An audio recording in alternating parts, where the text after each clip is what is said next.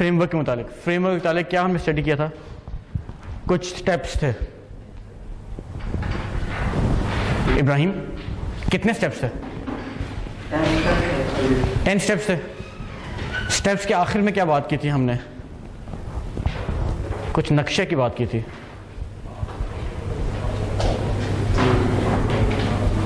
याद नहीं है। आपने लेक्चर रिव्यू किया घर जाके? नहीं किया। अच्छा, ऐसे तो काम नहीं चलेगा। आमिर, क्या था लास्ट क्लास में, क्या डिस्कस हुआ था?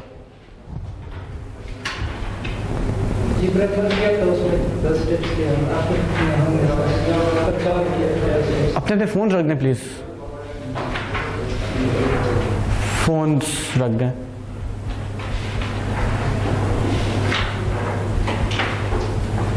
आमिर, फ़ोन।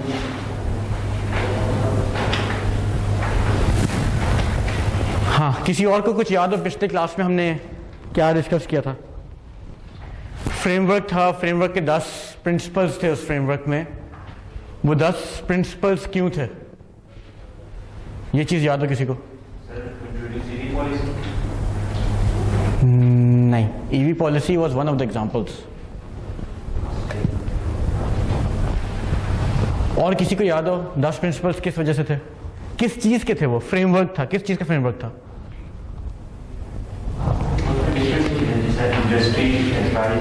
किस चीज़ का था वो फ्रेमवर्क? बनाया क्यों गया था? स्टेक होल्डर की गाइडलाइन के लिए। किस चीज़ की गाइडलाइन? External internal communication. हाँ, उसमें हम आते हैं। ये फ्रेमवर्क ज़रूरी क्यों था?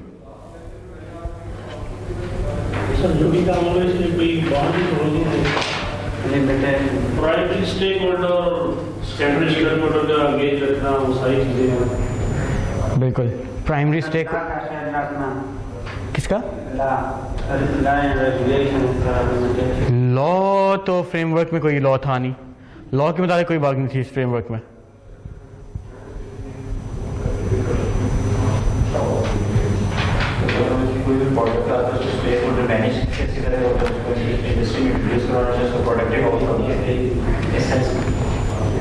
बिल्कुल, ये 2 पॉइंट्स नीचे वाले देखें और इसकी बेस पर मुझे बताएं कि हमने फ्रेमवर्क क्यों स्टडी किया था, नीड क्यों थी फ्रेमवर्क की।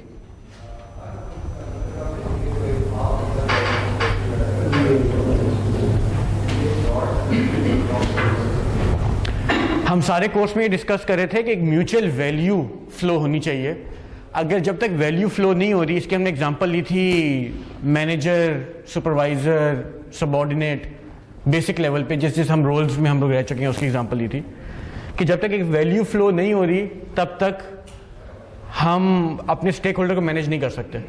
लेकिन ये वैल्यू फ्लो, किस किस्म की वैल्यू फ्लो होनी चाहिए, किस किस्म की चीज़ें आपस में कम्युनिकेशन किस किस्म की होनी चाहिए, क्या फंक्शन ऑफ द एग्जीक्यूटिव क्या होना चाहिए, एक बैलेंस इंटरेस्ट कैसे क्रिएट किया जा सकता है, उसके लिए हमने स्टडी किया था। एक फ्रेमवर्क की ज़रूरत है हमें, ठीक है।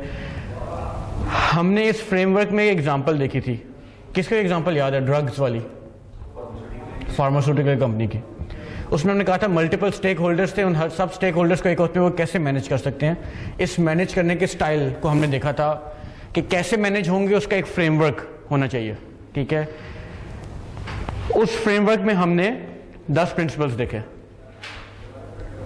हर कोई एक एक प्रिंसिपल पे लाइट शेड करे। क्या चीज़ थी? Stakeholder interest. Anyone? What was stakeholder interest?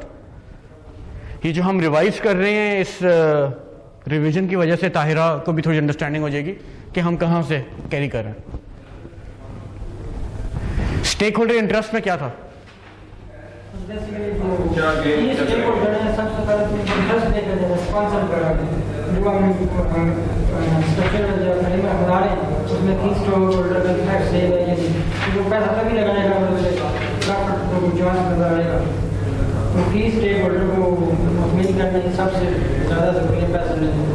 Stake holder और शेयर होल्डर में क्या फर्क होता है?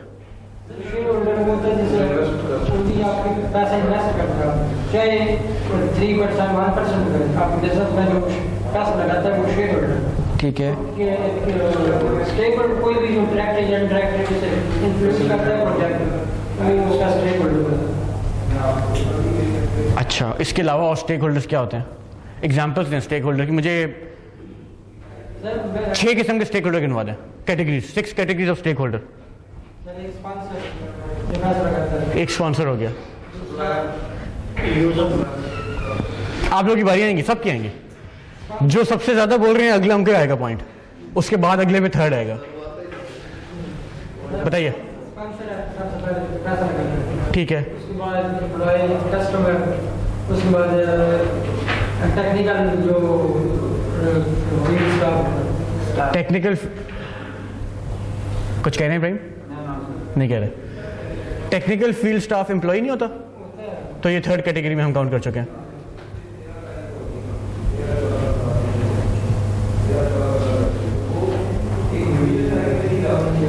जनरल गेस लगा लें, जनरल गेस। अगर आप एक कंपनी है, आप कोई बिजनेस कर रहे हैं लेट्स से, या आप कोई किसी की एम्प्लॉयमेंट में आप, तो आपके लिए स्टेक होल्डर्स कौन कौन होंगे? आपने कह दिया स्पॉन्सर्स, फिर आपने कहा एम्प्लॉयज, सेकंड क्या था? सप्लायर्स। Suppliers, employee. ये सप्लायर और एम्प्लॉय किससे क्यों होंगे? क्योंकि एंड प्रोडक्ट कोई होगा, वो किसी को देना होगा। वो कौन है जिसको देना होगा प्रोडक्ट? कस्टमर हो गया। अच्छा, उसके बाद ये कस्टमर, ये सारी कंपनी किसी की पॉलिसी के अंडर चल रही होगी। वो पॉलिसी किसकी होती है? Government, media. ये तो 4 तो मैंने करवाए हैं।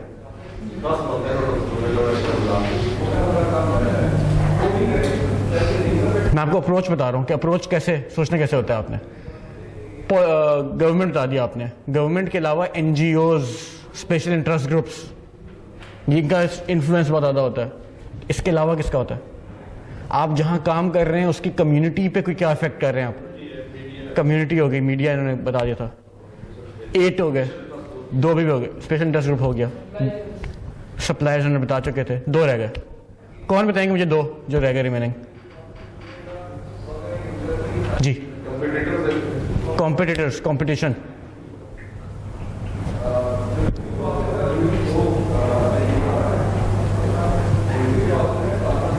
जिसको आप शेयर होल्डर कह रहे थे उसको फाइनेंसर्स कहते हैं। मैं ये इसलिए आता, जिसको आप शेयर होल्डर कह रहे थे उसको फाइनेंसर्स कहते हैं।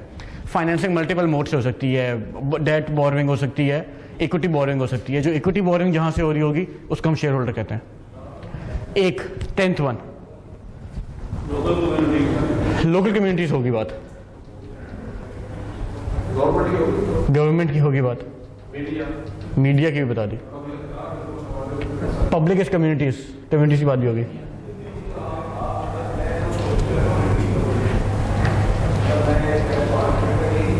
सर्विस प्रोवाइडर भी लिखा हुआ है जिसमें इसको ज़्यादा ओपन किया हुआ है, इसको और डिटेल में, इतनी डिटेल में इसको ओपन करने का ज़रूरत नहीं है। लेकिन ये लेक्चर 1 में हम चले जाते हैं। जिस लेक्चर 1 में हमने जो बात की थी,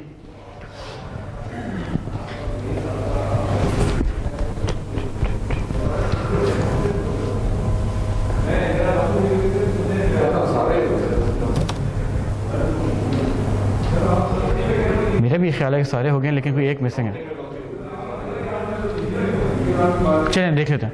अगर तू रह गया सर, इधर पाकिस्तान में अप्लाई नहीं होगा। सही। हमने गवर्नमेंट मीडिया की बात की, कंपटीशन की बात की, कंज्यूमर एडवोकेट ग्रुप्स और स्पेशल इंटरेस्ट ग्रुप्स। तो कंज्यूमर एडवोकेट ग्रुप एक और कैटेगरी है। कौन बताना चाहेगा कंज्यूमर एडवोकेट ग्रुप क्या होता है? डॉक्यूमेंटेशन ला वगैरह। क्या चीज? जो अदालती डॉक्यूमेंट होते हैं ना,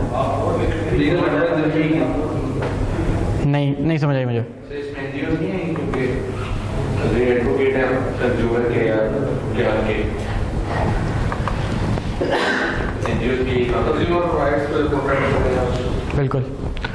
लॉरियल के ऊपर बड़ा बहुत मशहूर केस स्टडी है, बहुत मशहूर केस है ग्लोबल मल्टीनेशनल के ऊपर।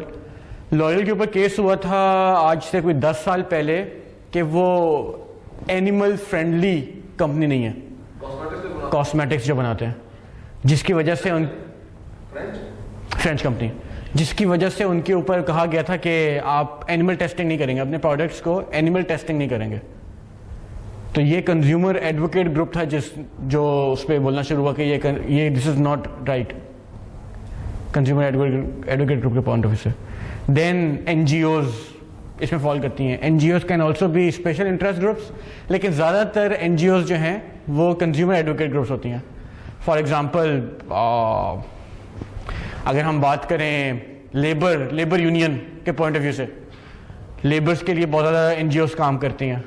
फिर लेबर्स के अंदर अगर हम और उसमें चले जाएं तो विमेन राइट्स पे बहुत ज़्यादा एनजीओज काम करती हैं, ह्यूमन राइट्स पे बहुत ज़्यादा काम करती हैं। तो ये कंज्यूमर एडवोकेट ग्रुप्स हैं इस किस्म के, ठीक है। So we are good with the 4 groups. इसके बाद हमने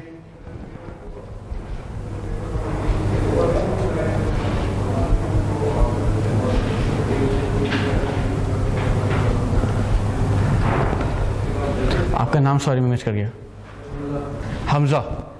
सेकंड में क्या बात हुई है?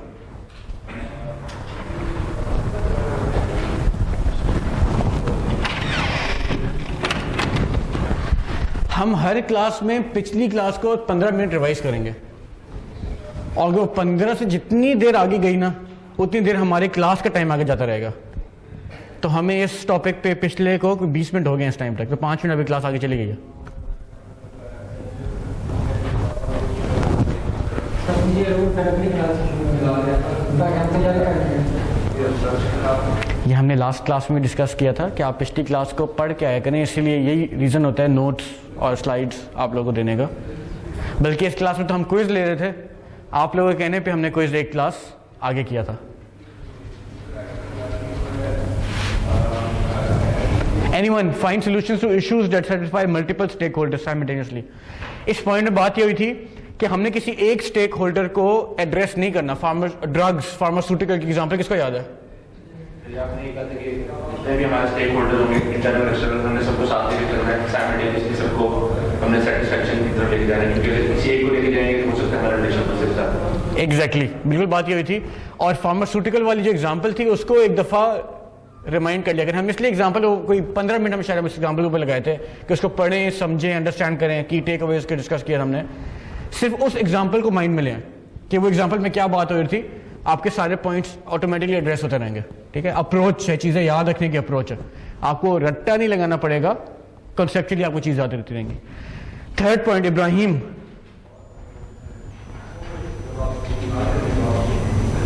everything that we do serves stakeholder, never trade off stakeholder interest.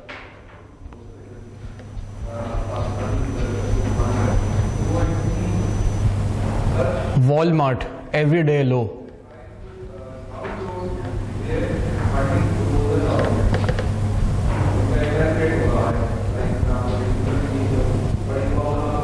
Act with purpose में भी आ सकता है, everyday low यहाँ पे भी आ सकता है।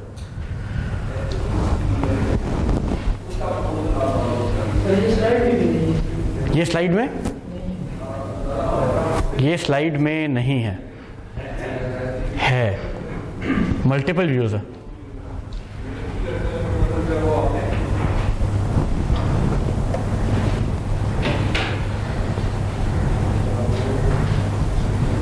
सर इसका पर्पस ये होना चाहिए आपकी पॉवर्टी एलिवेशन जो है ना वो कम हो,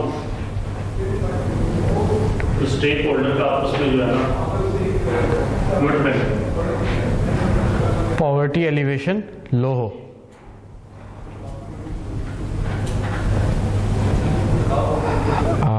बिल्कुल, इंटरप्राइज जो है ना स्ट्रेटजी होनी चाहिए, एंटरप्राइज स्ट्रेटजी होनी चाहिए। ये आप काफ़ी एडवांस जा रहे हैं। एंटरप्राइज स्ट्रेटजी हम आज डिटेल में डिस्कस कर रहे होंगे, लेकिन हमने बीच में रीडिंग्स में एक जगह पे डिस्कस हुआ है एंटरप्राइज स्ट्रेटजी की बात। बिल्कुल इब्राहिम, आपके लिए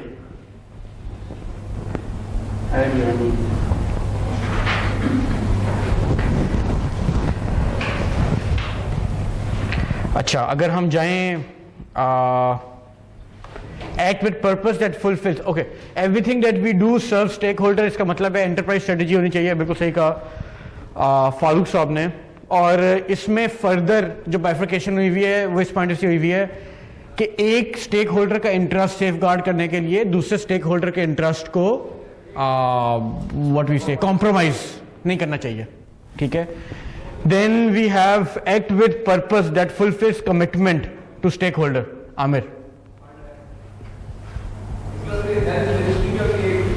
एवरीडे लो, वॉलमार्ट,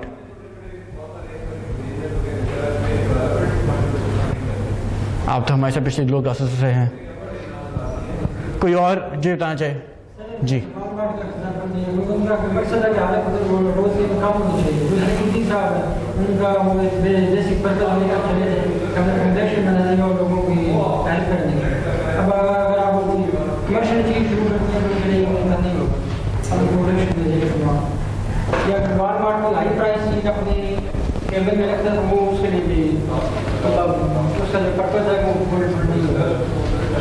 सही। ताहिर, आपको समझ आई? क्या बताया उन्होंने? बताइए, ये वाला पॉइंट क्या समझ आया?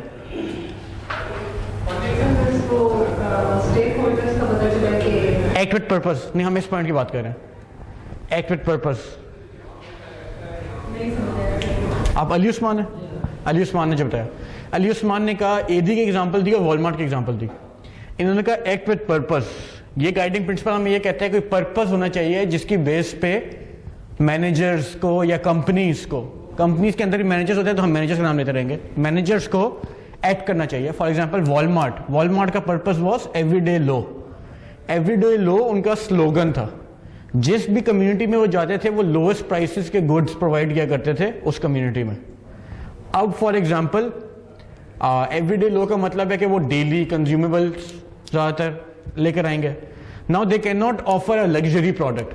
अगर वो लग्जरी प्रोडक्ट ऑफर करें तो वो उनके एम्बिट में फॉल नहीं करता, उनके पर्पस से बियॉन्ड हो जाता।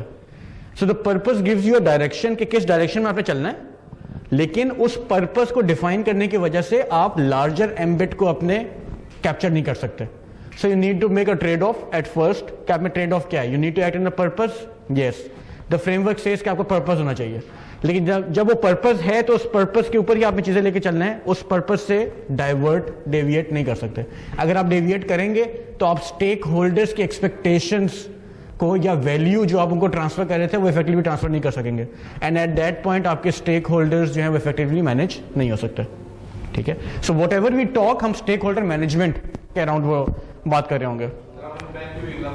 ग्रामीण बैंक की एग्जाम्पल दी थी हमने कि ग्रामीण बैंक का मॉडल क्यों मशहूर, खैर वो कम्युनिकेशन इसमें भी फॉल कर सकता है, वो एट विद पर्पस, उनका पर्पस है ग्रामीण बैंक का।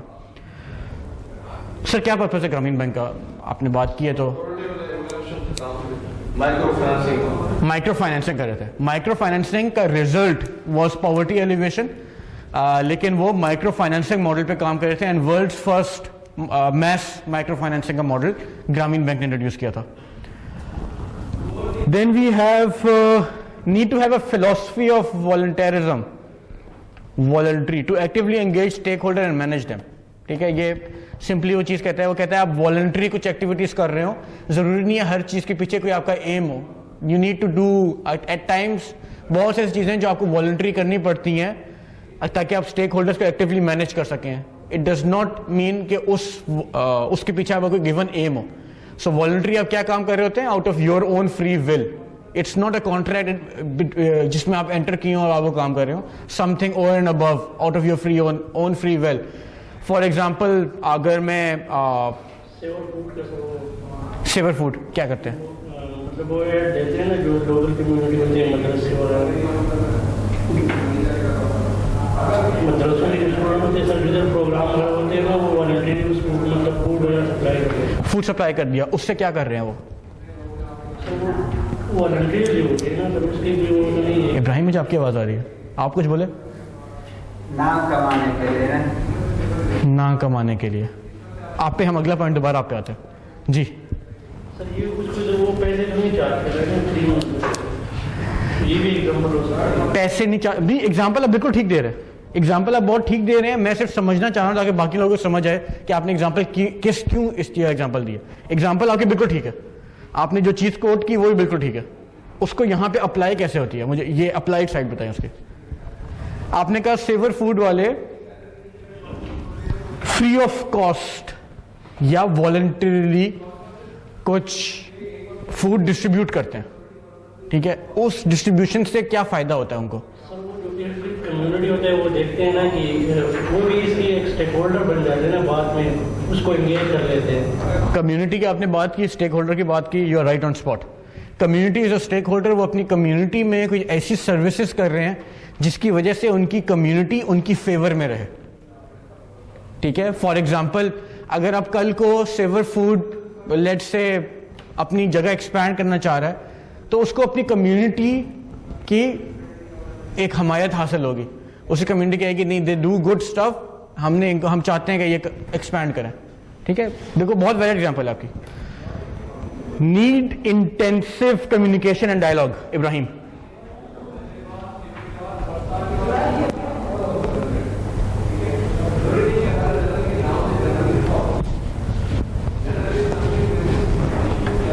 आई होप आप लोगों की 3 से 6 कोई क्लास नहीं आज।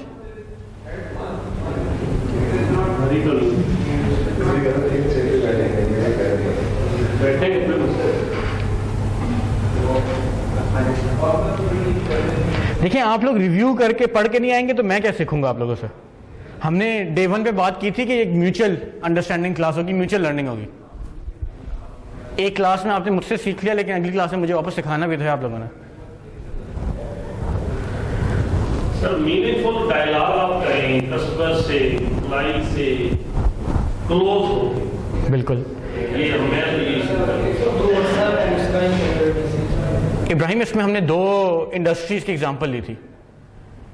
एक इंडस्ट्री वाज, फारूक साहब ने एग्जांपल दी थी जिसमें उन्होंने कहा था हम वीकली कम्युनिकेशन करेंगे, मंथली कम्युनिकेशन करेंगे, अपनी कम्युनिकेशन की टाइमलाइंस बनाएंगे।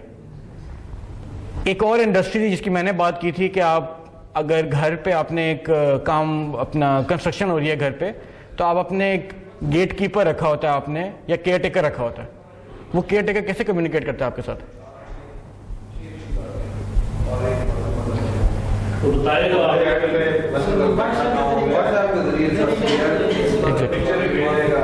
एग्जैक्टली। एक्टिविटी ऐड हो रही है, कम हो रही है, ज्यादा हो रही है। बिल्कुल, आज क्या एक्टिविटी हुई वो आपको फीडबैक दे रहा है क्या एक्टिविटी हुई।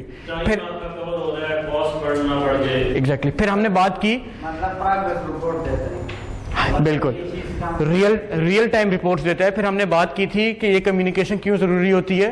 कम्युनिकेशन या डायलॉग्स रिपीटेडली या इंटरवल्स में जरूरी इसलिए होते हैं सो दैट यू नो कि आपका प्रोजेक्ट प्रोग्रेस क्या पहुंच गई है। फॉर एग्जांपल हमने कहा था एक अगर प्रोडक्ट ए वो पूरा हो जाता है, लेट्स से हम कहते हैं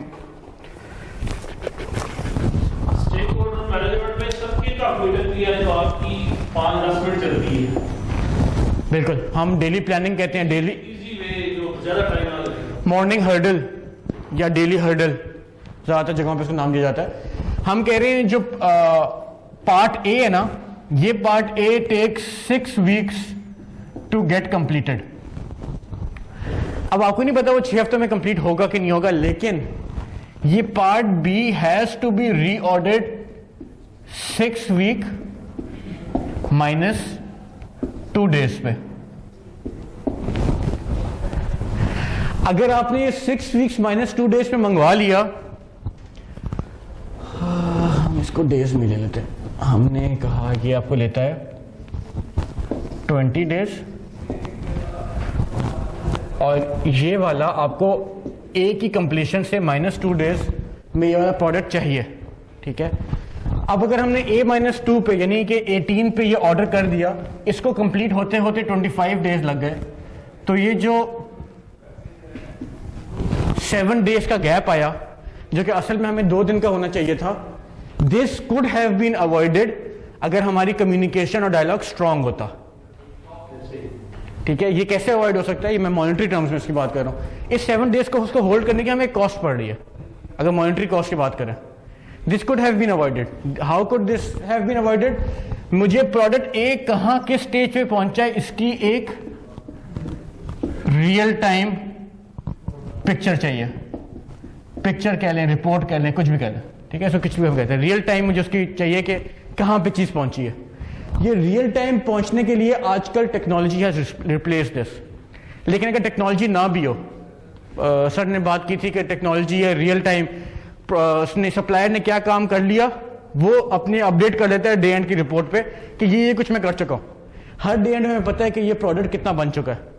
अगर वो डे एंड का हमें रिपोर्ट, टेक्नोलॉजी इतनी स्ट्रांग नहीं है, जिसमें हमने बात की थी कि कैपिटल इंटेंसिव होती है बहुत ज़्यादा ये चीज़ें, उस पर हमने एग्जांपल दी थी कि एक कंस्ट्रक्शन साइट है, अगर आप घर खुद कंस्ट्रक्ट करवा रहे हैं तो वहाँ पे आप यदि टेक्नोलॉजी इंटेंसिव काम नहीं करेंगे, लेकिन वहाँ पे हमारे पास एक सब्स्टिट्यूट मौजूद है। वो सब्स्टिट्यूट इज कि आपका केयर टेकर या गार्ड या गेट कीपर आपको वो पिक्चर्स खींच के भेज रहा होगा हर रोज के कितना काम हो चुका है, कितना काम रह गया, तो हम वो कम्युनिकेट कर रहे हैं।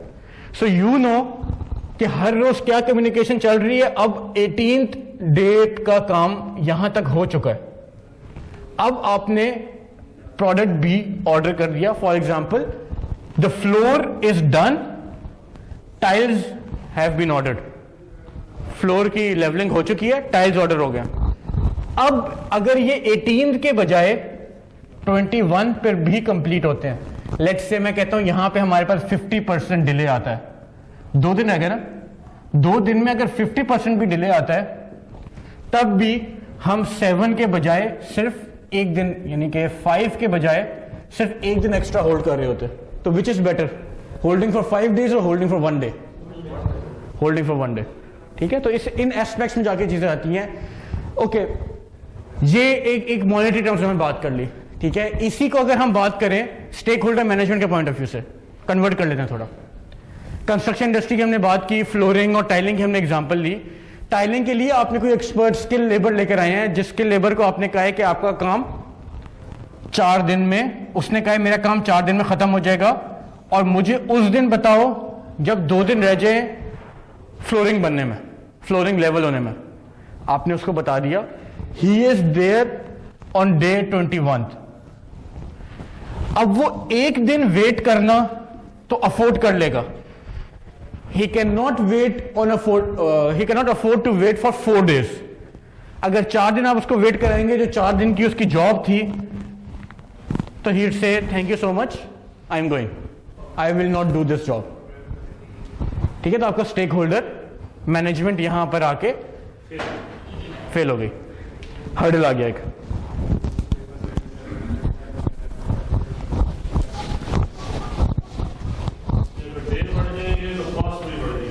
डे बढ़ जाएंगे, कॉस्ट भी बढ़ जाएगी, बिल्कुल एग्जैक्टली।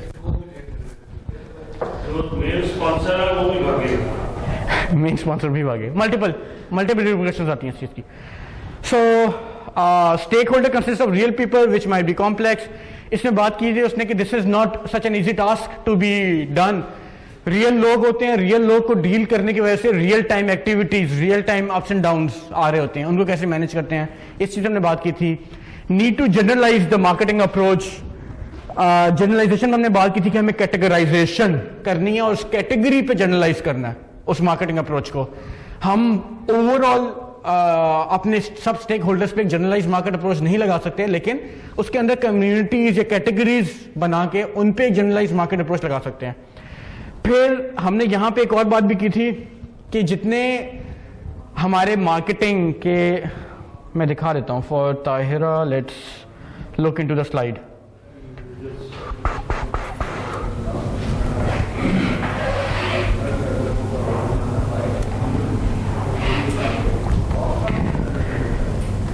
इस जगह पे हमने इसकी स्टेक होल्डर मैप की बात की थी। इस स्टेक होल्डर मैप में हमने बात की थी कि हम इनको कैटेगरी से डिवाइड तो कर देते हैं, लेकिन फॉर एग्जांपल एक कैटेगरी हम ले लेते हैं इंडस्ट्री कंपटीशन का। इंडस्ट्री कंपटीशन में हमने ईवी की बात की थी, और ईवी में हमने कहा था कि पॉलिसी डेवलप हो रही है। इस पॉलिसी डेवलपिंग के स्टेज में not everyone would be our stakeholder. For example quality competitors are not a stakeholder, क्योंकि ईवी की पॉलिसी डेवलप हो रही है। इस टाइम पे प्रोडक्ट मार्केट में नहीं आई किसी की। जिस टाइम पे मार्केट में प्रोडक्ट आएगी तब हम कंपटीशन क्वालिटी देखेंगे, किस क्वालिटी की वो, तब हम कर रहा है, ठीक है। लेकिन उससे पहले हम ये जरूर देख रहे हैं कि जो पॉलिसी आने की वजह से प्रोडक्ट्स क्या ला सकते हैं, पॉलिसी कितनी फेवरेबल है, उसकी वजह से प्राइसिंग क्या हो सकती है कंपटीशन की, और इंडस्ट्री कंपेरेटर्स कितने मार्केट में एंटर होंगे और मार्केट में एंटर नहीं होंगे, उसके अकॉर्डिंगली हम अपने स्टेक होल्डर्स को मैनेज कर रहे होंगे, ठीक है। Then we looked into engage with primary, both primary और सेकेंडरी स्टेक होल्डर्स, दोनों लेवल के स्टेक होल्डर्स होते हैं, उन पे अपनी अपनी साइमल्टेनियस एंगेजमेंट होनी चाहिए। Then monitor and redesign process to make stakeholder focused, इसमें हमने बात किया था, this is one of the most important principle in project management, जिसमें वो कहते हैं कि रिव्यू एवरी स्टेज पे रिव्यू करें, क्या सही जा रहा है क्या गलत जा रहा है, जो गलत जा रहा है उसको वहीं पे मैनेज करें, जो सही जा रहा है उसको थम्स अप करके अपने परमानेंट चीज का परमानेंट पार्ट बना लें, सही है। Monitor and redesign, this is one of the most important things at the end of any activity या प्रोजेक्ट की हम बात करते हैं।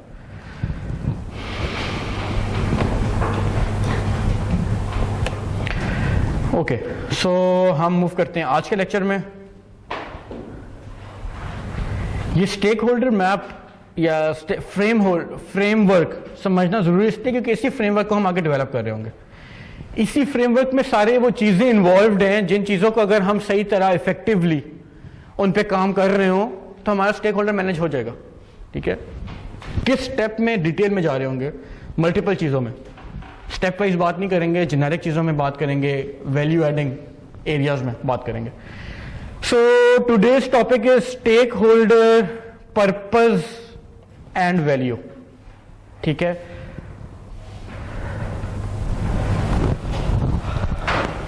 उस्मान, हमें स्टेक होल्डर उनके पर्पस और वैल्यू को समझना जरूरी क्यों है?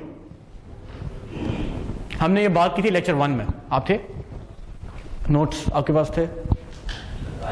आए थे। जेनेरिकली बता दें, जनरल टर्म्स में, कि हम पर्पस और वैल्यू को क्यों मैनेज करते हैं और पर्पस वैल्यू मैनेज करने की वजह से स्टेक होल्डर कैसे मैनेज हो सकता है। हमने जब बेसिक फ्रेमवर्क डिस्कस किया था उसमें हमने इस पॉइंट को थोड़ा सा टच किया था। Anyone else? Purpose and values, जो भी एंड प्रोडक्ट है कि वो किसी न किसी को वैल्यू प्रोवाइड कर रहे हैं या कोई जो कर रहा होता है उसको, जो इसमें इन्वॉल्व होता है उसका कोई पर्पस होता है उस काम करने के लिए। हमने बात की थी कि हर स्टेज पे ट्रांसफर, वैल्यू ट्रांसफर हो रही होती है। अगर वो वैल्यू ट्रांसफर हो रही है और म्यूचुअल ट्रांसफर ऑफ वैल्यू है तो आपका स्टेक होल्डर इफेक्टिवली मैनेज होगा। बहुत बेसिक चीज है, ठीक है, आप सबको पता है बात। साथ में हमने पर्पस की बात की, वॉलमार्ट एवरीडे लो, इसको हम लेके चलेंगे to the end of the class ताकि आप लोगों को याद हो जाए। वॉलमार्ट एवरीडे लो एक पर्पस है, एडी की आपने बात की, एक पर्पस है। अगर पर्पस डिफाइंड वैल्यू ट्रांसफर हो रही है तो आपका स्टेक होल्डर मैनेज करना इज मोस्ट इफेक्टिव तरीके से मैनेज हो सकता है वो, ठीक है, आसान तरीका, आसानी से हो सकता है। सो इसमें वो बात ही करता है कि स्ट्रेटजी वर्सेस स्ट्रेटेजिक थिंकिंग या स्ट्रेटजी एंड स्ट्रेटेजिक थिंकिंग, जो आपने बात की ना अभी कि वैल्यू ट्रांसफर करनी है, एक पर्पस होना चाहिए, ठीक है। इसका मतलब है कि आप अब थोड़ा सोचना शुरू कर दिया आपने कि मेरी एक स्ट्रेटेजी होनी चाहिए, मैंने एक पर्पस डेवलप करना है, उस पर्पस के अलोंग मैंने वैल्यू देनी है और इस पर्पस और इस वैल्यू के थ्रू मैं स्टेक होल्डर को इफेक्टिवली मैनेज कर सकता हूं, ठीक है। Either the purpose is missing और the value is missing, you will fail to manage the stake holder, ठीक है। सो इनिशियली जो स्ट्रेटेजिस्ट है वो स्ट्रेटेजिक थिंकिंग को फ्रॉम आउटसाइड इन व्यू लिया करते थे इसका, ठीक है। What does an outside in view means? Anyone? Outside in view क्या कहता है? यहां पे जैसे क्वेश्चन लिखे हुए हैं उसके, अगर ना देखें अपनी तरफ से बताएं। आउटसाइड इन, हमने स्टेक होल्डर मैप देखा था, हम हर जगह पे स्टेक होल्डर मैप को रिव्यू करेंगे। आउटसाइड इन फोकस ये कहता है कि जो आउटसाइड प्लेयर्स हैं, इंडस्ट्री क्या कर रही है, मैक्रो एनवायरनमेंट, गवर्नमेंट की पॉलिसीज, ईवी के केस में क्या आ रही है, स्पेशल इंटरेस्ट ग्रुप्स हमें काम करने देंगे कि नहीं करने देंगे, या उनका इनिशिएटिव है यूनिसेफ के थ्रू एजुकेशन को लेके आना, तो हम एजुकेशन पे काम शुरू कर देते हैं। मैक्रो एनवायरनमेंट को आप स्टडी कर रहे हैं। एड, यूएसएड या मल्टीपल प्रोजेक्ट्स, वर्ल्ड बैंक के क्या प्रोजेक्ट्स आने वाले हैं, उनके लेट्स से प्रोजेक्ट आने वाला है टू एडिकेट पॉवर्टी के अगेंस्ट, एलिवेशन ऑफ पॉवर्टी, हम उस पर काम करना शुरू कर देंगे। So you can do the macro environment. Macro environment से आपको बेस्ट सूट करती है चीज वो आप अपनी इन्वायरमेंट में एब्जॉर्ब करते हैं और उस चीज को अपना पर्पस बना लेते हैं कि this would be my purpose, इसके अलोंग अब मैं काम करना शुरू करूंगा या I will continue doing the work. ठीक है, this was an old way of doing the strategy, old thinking, कि आप आउटसाइड इन व्यू लिया करते थे। Okay, so probable output of for a company in an industry with the likely emergence of new entrants, के इसमें अगर नए उस मैक्रो एनवायरनमेंट में कुछ चेंजेस आ रही होंगी तो मैं सिर्फ उस मैक्रो एनवायरनमेंट के चेंजेस की वजह से अपनी कंपनी को या अपने स्टेक होल्डर्स को डील कर रहा हूंगा। Then came an inside out view. Inside out view क्या कहता है? इनसाइड आउट व्यू कहता है सबसे अंदर स्टेक होल्डर मैप के क्या था Ali Usman, stakeholder map आपने देखा था, उसके सबसे अंदर वाले सर्कल में क्या था?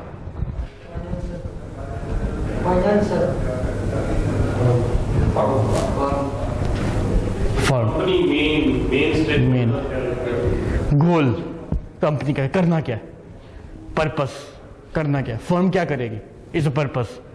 वो पर्पस है जो सबसे अंदर लाई कर रहा है। अब जो इनसाइड आउट व्यू है वो ये कहता है कि मैं इस पर्पस को पकड़ूंगा, इस पर्पस की वजह से अपने employees, competition, community, financiers, competition, इनको स्टडी करूंगा, उसकी बेस पे अपनी एक्सटर्नल सेकेंडरी स्टेक होल्डर्स उनको भी मैनेज कर रहा हूंगा। आई हैव अ पर्पस, उस पर्पस के अराउंड मैं सबको मैनेज कर रहा हूंगा।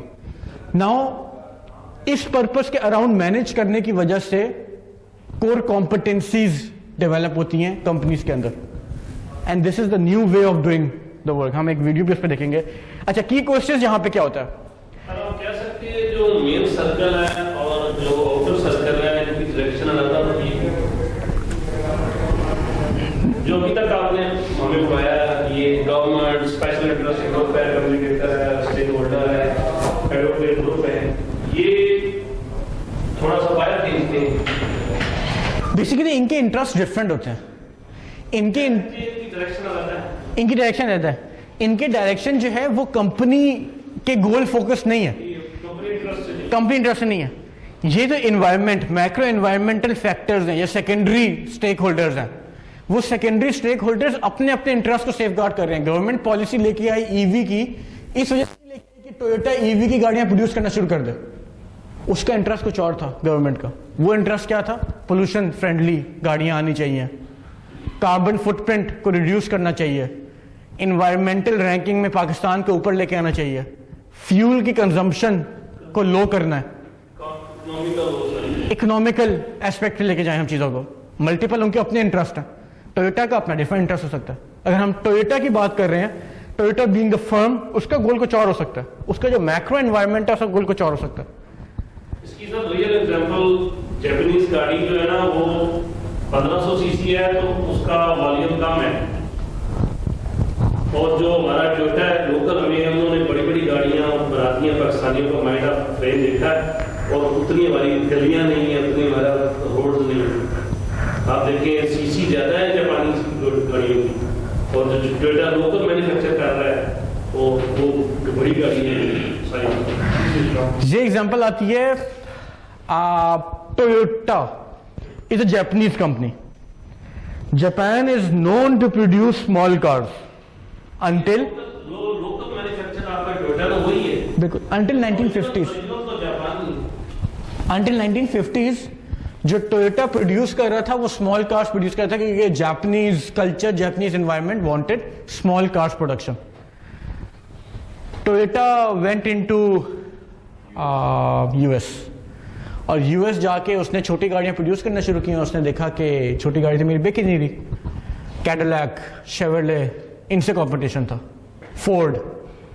अब ये तीन नाम जब सुनते हैं तो आपके माइंड में क्या आता है? Big cars. मतलब टोयोटा का शायद जो गाड़ी का साइज होगा वो शेवरले के ट्रंक का साइज होता है, may be plus minus little bit. ठीक है, तो US wanted big cars. Competition वहां पे किस किस्म का था? उन्होंने अपने कंपटीशन के अकॉर्डिंगली उसको अलाइन किया। Competition is a secondary environment, उस सेकेंडरी एनवायरनमेंट के हिसाब से उन्होंने लाइन किया, क्योंकि सेकेंडरी एनवायरनमेंट या कंपटीशन से उनके कस्टमर्स इतना यूज्ड टू थे कि they were not ready to buy Toyota's value, या टोयोटा का जो गोल था वो बाय करने को तैयार थे, तो टोयोटा ने अपने आप को रीअलाइन किया according to the external environment. Multiple reason हो सकते हैं। अब पाकिस्तान के केस में again they realign themselves according to the outer environment. Outer environment क्या कहती है? आउटर एनवायरनमेंट कहती है बड़ी गाड़ी, economical price, high clearance, low maintenance. This is what the economy wants. उसके हिसाब से उन्होंने गाड़ियां प्रोड्यूस करना शुरू की। सो एनवायरनमेंट, कंपटीशन क्या कर रहा है? वो कंपटीशन के हिसाब से आज भी नाम तो टोयोटा ही है, आप देखें क्वालिटी, आप उनकी क्वालिटी देखें कि लो हो गई है, जबकि आपकी सेकेंड हैंड गाड़ियां आ रही हैं वो आप देखें, इसको हम इससे नहीं अलाइन कर सकते। इसको हम ये अलाइन कर सकते हैं कि जिस टाइम पे कंपनी केम इन, कंपनी ने आने के बाद एक मार्केट अपनी क्रिएट कर ली। वो मार्केट क्रिएट करने के बाद उसने ब्रांड रिकग्निशन क्रिएट की और एक अपनी पोजीशनिंग कर ली मार्केट में। उसने पोजीशन क्या की? उसने पोजीशन की economy car, big sized economy car, ये उसकी पोजीशनिंग है। इस पोजीशनिंग पे उसने अपने आप को सेल करना शुरू कर दिया। मार्केट में एक इमेज बन चुका है। एनीवन सिटीज में बहुत ज्यादा डिफरेंट गाड़ियां यूज करने का ट्रेंड है, लेकिन आप थोड़ा सबर्ब्स में चले जाएं तो everyone would prefer Toyota. Why है टोयोटा? क्योंकि ब्रांड इमेज बन चुकी है। तो अब वो चीज जो है उससे बहुत आगे जा चुकी है। इसके टोटली अब कंपनी का गोल जो है वो एक ब्रांड इमेज क्रिएट किया, ब्रांड पोजिशनिंग किया उसने। उस ब्रांड पोजिशनिंग को लेके अब वो सारी स्टेक होल्डर मैनेजमेंट उस ब्रांड पोजिशनिंग का राउंड कर रहा है। सो आप टोयोटा की कोई भी गाड़ी देख लें, वो हाई क्लियरेंस कार आएगी। इंटरनेशनली बेशक जितनी क्लियरेंस लो, फॉर एग्जाम्पल हम विट्स की बात कर लेते या प्रियस की बात कर लेते हैं। Prius Pakistani manufactured and Prius Pakistani assembled and Prius Japanese imported. उनमें क्लियरेंस में जमीन आसमान का फर्क है। किस वजह से फर्क है? क्योंकि लोकल मार्केट में आपको पोजीशन उस क्लियरेंस के नाम पे किया हुआ है कि हम हाई क्लियरेंस और सॉलिड बेस या व्हाट डू यू से रफ एंड टफ सस्पेंशन वो देते हैं। उन्होंने अपने आप को उस तरह से पोजीशन किया हुआ है। तो वो डिफरेंट थोड़ा रहता है। वो कंपनी के गोल पर्पस में आता है। पर्पस क्या है? पर्पस है पोजीशन कहां पे कर रहे हैं। सो स्ट्रेटेजिक थिंकिंग में जो की क्वेश्चंस हैं that are being asked, what do we want to be is the first. Environment को नहीं देख रहे, पिछले केस में एनवायरनमेंट को देख रहे हैं, इस केस में हम अपने आप को देख रहे हैं। What we want to be, what do we know how to do. जो करना है वो हमें कैसे करना है, हम उसके बारे में क्या जानते हैं। ठीक है, क्या हम मिसफिट तो नहीं होंगे अपनी एस्पायरेशंस और अपने रिसोर्सेज के बीच में? लेवरेज कर सकते हैं अपनी कैपेबिलिटीज और रिसोर्सेज को, और हम अपने टारगेट्स को स्ट्रेच कैसे करें और इनोवेशन और चेंज को कैसे लेकर आए। So this all start from the goal, the firm in itself. ठीक है जी।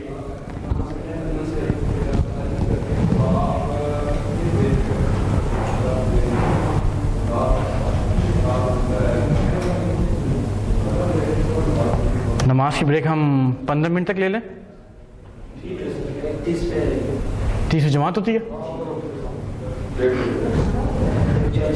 कर लेते हैं। 140 पे रिज्यूम करते हैं। So next is strategy and strategic thinking. Strategic thinking में हम किस चीज़ पे बात कर रहे होते हैं? हमारा फोकस जो होता है वो एस्पायरेशंस, पर्पस और वैल्यू पे होता है, जिससे हमने पहले बात की। ठीक है, the inside out approach more easily accommodates the role of values and purpose in strategic decision making. What we want is the focus, how and what we want is the focus. ठीक है, अच्छा, फिर values more clearly appear in the inside outside in approach in terms of external stake holders.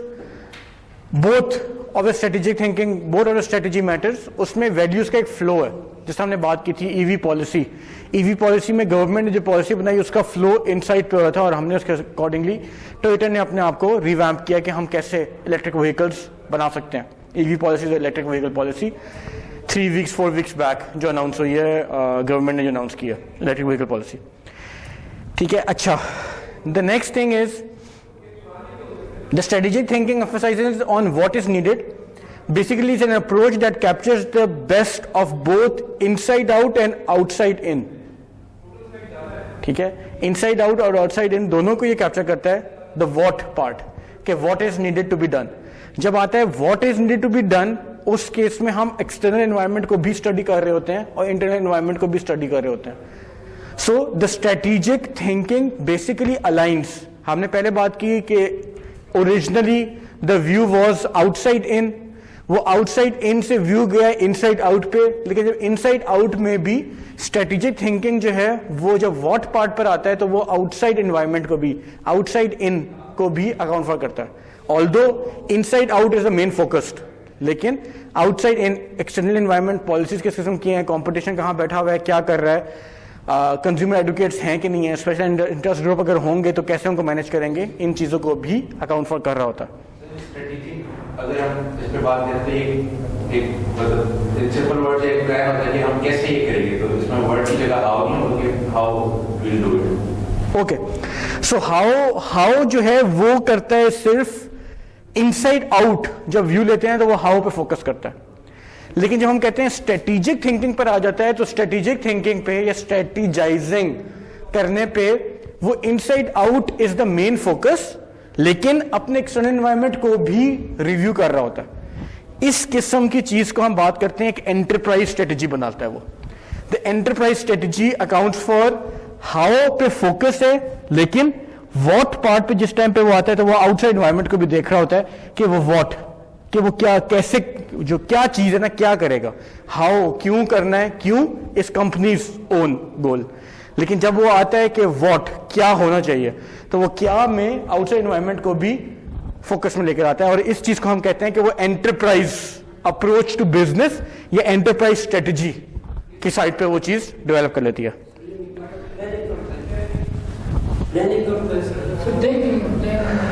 Thinking, planning कह सकते हैं आप। Basically it's all about how you assume कि आपकी एनवायरनमेंट किस किस्म की है, उस हिसाब से उन एजम्पशंस की बेस पे या उन स्ट्रेटेजी की बेस पे आप अपने स्टेक होल्डर्स को मैनेज कर रहे होते हैं। तो स्ट्रेटेजिक थिंकिंग जो चीज ड्राइव हुई है वो ड्राइव यहां से हुई है कि आपने क्या व्यू लेना है, क्या एक्सटर्नल एनवायरनमेंट जो काम कर रहा होगा उसको आपने उसके हिसाब से आपने अपनी कंपनी को लेकर चलना है, उसके हिसाब से अपने स्टेक होल्डर्स को आपने मैनेज करना है, या व्हाट यू वांट उसके हिसाब से अपने स्टेक होल्डर्स को मैनेज करना है। ठीक है, तो आप वो जो थिंकिंग प्रोसेस है या जो पूरा एक फ्रेमवर्क है कि आपने चीज कैसे लेके चलनी है, उसको स्ट्रेटेजाइज कैसे करना है, स्ट्रेटेजिक थिंकिंग उस चीज पे बात करता है।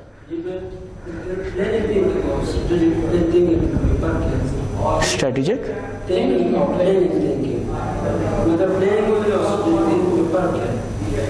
प्लानिंग थिंकिंग और स्ट्रेटेजिक थिंकिंग, प्लानिंग थिंकिंग क्या चीज होती है? ये कहते हैं सर स्ट्रेटेजिक थिंकिंग प्लानिंग जो होता है स्ट्रेटेजिक तो क्या स्ट्रेटजी और प्लान में क्या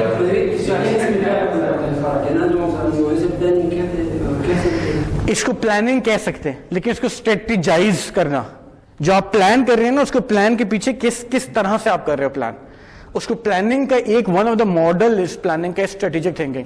उस स्ट्रेटेजिक थिंकिंग के अंदर वो कह रहा है कि आप एंटरप्राइज स्ट्रेटेजी या एंटरप्राइज अप्रोच टू बिजनेस के थ्रू आप प्लान करें, can be said in this way. ठीक है, थिंकिंग देखें, planning is a stage, strategic thinking is the tool. आप प्लान ही कर रहे हैं इस टाइम पे, आप प्लान कर रहे हैं कि आपने क्या करना है, लेकिन कैसे करना है उसको स्ट्रेटेजाइज कर रहे हैं, उसको सोच रहे हैं कि आप वो कैसे प्लान करना है उस चीज को। तो strategic thinking is a tool used in the planning phase, इसको आप इस तरह कह सकते हैं। ओवरऑल प्लानिंग चल रही है ये, अभी तक कम्युनिकेशन शुरू नहीं हुई। जो फ्रेमवर्क था वो फ्रेमवर्क की प्लानिंग चल रहा है कि अगर मैं ये फ्रेमवर्क ये मॉडल्स किस तरह से किस एस्पेक्ट लगा सकता हूँ, दिस इज प्लानिंग। अभी तक मैं कम्युनिकेट करना शुरू नहीं किया, आप उसको प्लान कर रहे हैं इस फेज को। तो प्लानिंग फेज तो हर चीज में इन्वॉल्व होती है। हम ये कहते थे कि हम सिर्फ assumption के बेस पे हम करेंगे। एजम्पशन नहीं है, रियल टाइम एनवायरनमेंट है। एजम्पशन नहीं होती, रियल टाइम एनवायरनमेंट है। मैंने ईवी पॉलिसी की बात की, मैंने वॉलमार्ट की बात की, मैंने घर के कंस्ट्रक्शन की बात की, रोड कंस्ट्रक्शन की बात की। ये मल्टीपल ये रियल टाइम एग्जांपल्स हैं। उन एग्जांपल से वो प्लानिंग कैसे अप्लाई हो रही है। फॉर एग्जांपल हमने बात की लेट्स से घर के कंस्ट्रक्शन की। घर के कंस्ट्रक्शन में घर कंस्ट्रक्ट करना है, मैंने स्टेट ऑफ द आर्ट घर कंस्ट्रक्ट करना है, उसके अंदर वाई वॉट तो हमने एड्रेस कर लिया। वाई अपना एक कस्टमर एक्सपीरियंस डेवलप करना है, या मैंने एक as a residential experience develop करना है, इज द वाई पार्ट। ठीक, अच्छा हम इस पर बात करते हैं। Let's look into the video, उस पर अभी काफ़ी चीज़ें क्लियर होंगी, उसके बाद हम बात करेंगे। क्योंकि मैं इसके आगे एक्सप्लेनेशन देने लगा था, वो मैं इसके लिए लगा था, तो वो आप बिफोर हैंड कन्फ्यूजन एक आ जाएगी। So let's look into this video और उसके बाद हम आगे बात करते हैं।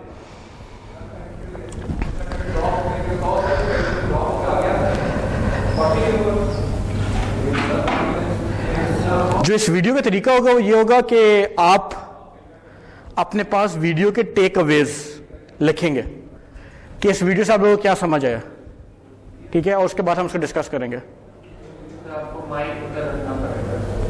अच्छा सही है, ठीक है। तो हम इसको इस तरह से करेंगे, जो हमारे डीएल मोड में लोग हमें अटेंड कर रहे हैं वो लोग इसको एज ए सबमिशन सबमिट करा देंगे कि वो वीडियोस की लर्निंग, उनके लिए क्या लर्निंग थी वीडियोस में। आप लोग अपने अपने राइटिंग नोट्स जिसमें भी आपने करना है वो कर लें ready.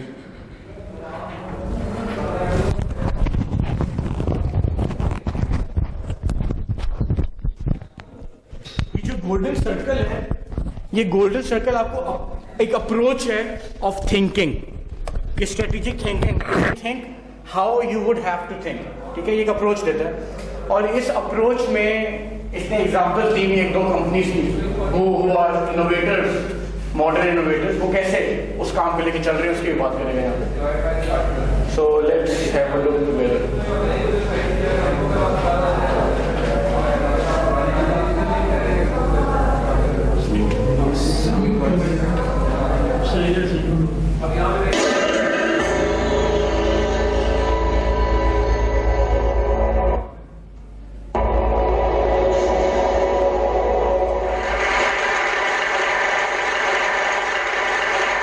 How do you explain when things don't go as we assume? Or better, how do you explain when others are able to achieve things that seem to defy all?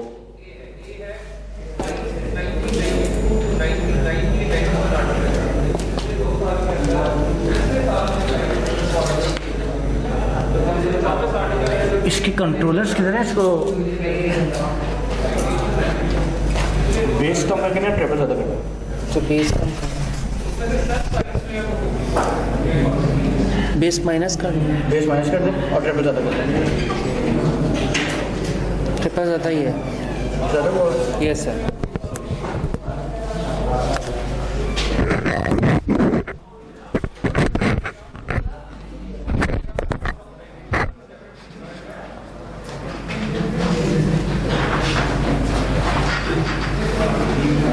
हम एक वीडियो देख रहे हैं, उसमें इसने एक approach बताई हुई है, उस अप्रोच को हम समझेंगे, इससे उसके नोट्स बनाएंगे, फिर उसको डिस्कस करेंगे, ठीक है।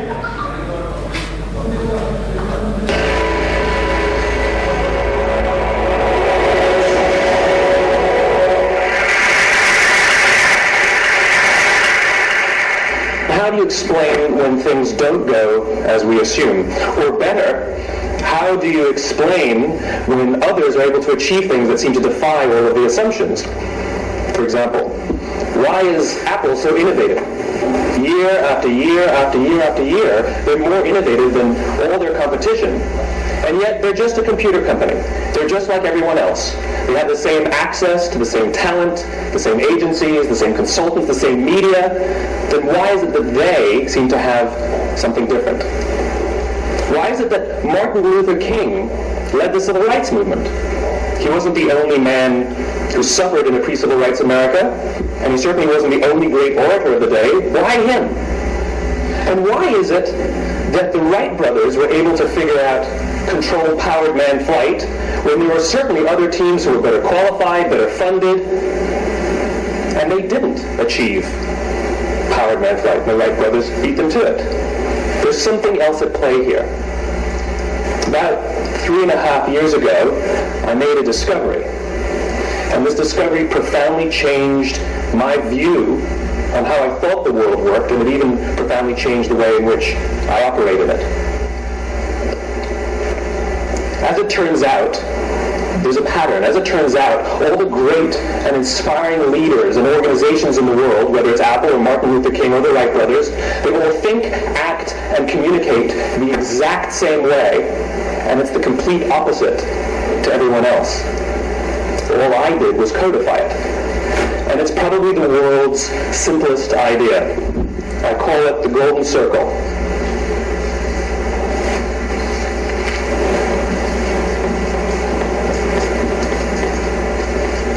Why, how, what? This little idea explains why some organizations and some leaders are able to inspire where others aren't. Let me define the terms really quickly. Every single person, every single organization on the planet knows what they do 100%. Some know how they do it, whether you call it your differentiating value proposition or your proprietary process or your USP. But very, very few people or organizations know why they do what they do. And by why, I don't mean to make a profit. That's a result. It's always a result. By why, I mean what's your purpose? What's your cause? What's your belief? Why does your organization exist? Why do you get out of bed in the morning? And why should anyone care? Well, as a result, the way we think, the way we act, the way we communicate is from the outside in. It's obvious. We go from the clearest thing to the fuzziest thing. But the inspired leaders and the inspired organizations, regardless of their size, regardless of their industry, all think, act, and communicate from the inside out. Let me give you an example. I use Apple because they're easy to understand and everybody gets it. If Apple were like everyone else, a marketing message from them might sound like this. We make great computers. They're beautifully designed, simple to use, and user-friendly. Want to buy one? Nah. And that's how most of us communicate. That's how most marketing is done, that's how most sales is done, and that's how most of us communicate interpersonally. We say what we do, we say how we're different or how we're better, and we expect some sort of behavior, a purchase, a vote, something like that. Here's our new law firm. We have the best lawyers with the biggest clients. We have, we always perform for our clients, do business with us. Here's our new car. It gets great gas mileage. It has, leather seats. Buy our car. But it's uninspiring. Here's how Apple actually communicates. Everything we do, we believe in challenging the status quo. We believe in thinking differently. The way we challenge the status quo is by making our products beautifully designed, simple to use, and user-friendly. We just happen to make great computers. Want to buy one? Totally different, right? You're ready to buy a computer from me. All I did was reverse the order of the information. What it proves to us is that people don't buy what you do, people buy why you do it. People don't buy what you do, they buy why you do it. This explains why every single person in this room is perfectly comfortable buying a computer from Apple. But we're also perfectly comfortable buying an MP3 player from Apple, or a phone from Apple, or a DVR from Apple. But as I said before, Apple's just a computer company. There's nothing that distinguishes them structurally from any of their competitors. Their competitors are all equally qualified to make all of these products. In fact, they tried. A few years ago, Gateway came out with flat-screen TVs. They're eminently qualified to make flat-screen TVs. They've been making flat-screen monitors for years. Nobody bought one. And Dell came out with MP3 players and PDAs. And they make great quality products, and they can make perfectly well-designed products. And nobody bought one. In fact, talking about it now, we can't even imagine buying an MP3 player from Dell. Why would you buy an MP3 player from a computer company? But we do it every day. People don't buy what you do, they buy why you do it. The goal is not to do business with everybody who needs what you have. The goal is to do business with people who believe what you believe.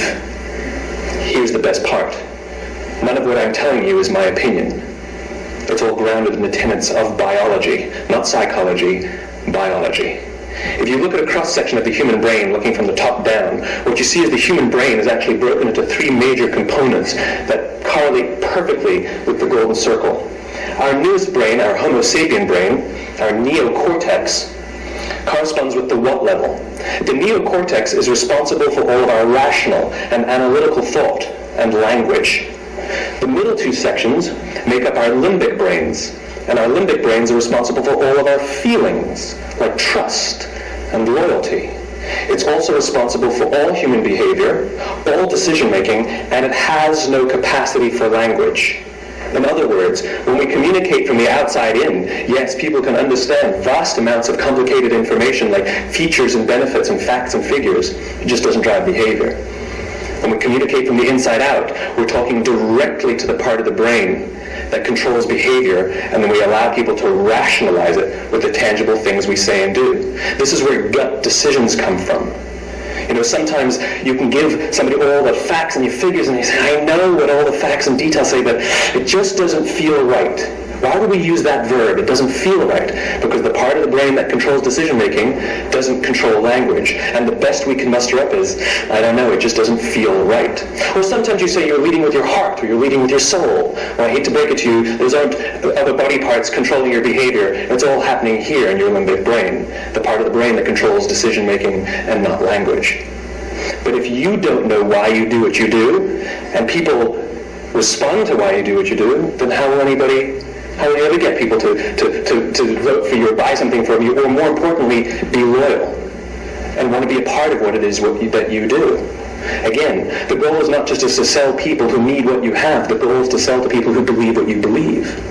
The goal is not just to hire people who need a job. It's to hire people who believe what you believe. I always say that, you know, there's if you hire people just because they can do a job, they'll work for your money. But if you hire people who believe what you believe, they work for you with blood and sweat and tears. And nowhere else is there a better example of this than with the Wright brothers. Most people don't know about Samuel Pierpont Langley. And back in the early 20th century, the pursuit of powered man flight was like the .com of the day. Everybody was trying it. And Samuel Pierpont Langley had what we assume to be the recipe for success. I mean, even now you ask people, why did your product or why did your company fail? And people always give you the same permutation of the same three things. Undercapitalized, the wrong people, bad market conditions. It's always the same three things. So let's explore that. Samuel Pierpont Langley was given $50,000 by the War Department to figure out this flying machine. Money was no problem. He held a seat at Harvard and worked at the Smithsonian and was extremely well connected. He knew all the big minds of the day. He hired the best minds money could find, and the market conditions were fantastic. The New York Times followed him around everywhere, and everyone was rooting for Langley. And how come we've never heard of Samuel Pierpont Langley? A few hundred miles away in Dayton, Ohio, Orville and Wilbur Wright. They had none of what we consider to be the recipe for success. They had no money. They paid for their dream with the proceeds from their bicycle shop. Not a single person on the Wright brothers team had a college education, not even Orville or Wilbur. And the New York Times followed them around nowhere. The difference was Orville and Wilbur were driven by a cause, by a purpose, by a belief. They believed that if they could figure out this flying machine, it would change the course of the world. Samuel Pierpont Langley was different. He wanted to be rich and he wanted to be famous. He was in pursuit of the result. He was in pursuit of the riches. And lo and behold, look what happened. The people who believed in the Wright brothers' dream worked with them with blood and sweat and tears. The others just worked for the paycheck. And they tell stories of how every time the Wright brothers went out, they would have to take 5 sets of parts because that's how many times they would crash before they came in for supper. And eventually, on December 17th, 1903, the Wright brothers took flight. And no one was there to even experience it. We found out about it a few days later. And further proof that Langley was motivated by the wrong thing, the day the Wright brothers took flight, he quit. He could have said, that's an amazing discovery, guys, now I will improve upon your technology. But he didn't. He wasn't first, he didn't get rich, he didn't get famous, so he quit. People don't buy what.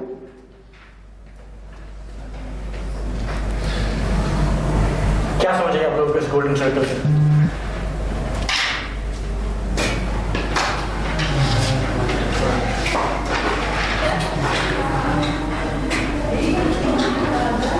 Anyone why? How and what? क्या समझे? Why? अपनी नहीं सोचो बात external demand करने की क्या जो भी करने अपने फायदे के लिए नहीं सोचो अच्छा हम वन ऑफ ले सकते हैं आपने क्या